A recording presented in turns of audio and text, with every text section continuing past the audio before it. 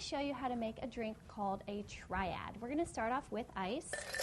Pour that in your glass. Then you're going to add to that 1/2 ounce of añejo rum. And I'm using a jigger, J-I-G-G-E-R, to measure this out. You can get this at a bar supply store or liquor store. It's a great tool to have.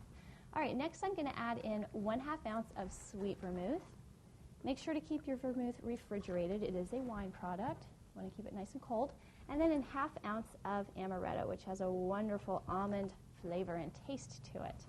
All right, I'm going to go ahead and shake that up.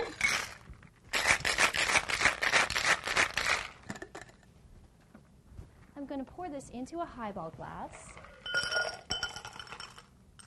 And then I'm going to fill it the rest of the way with ginger ale.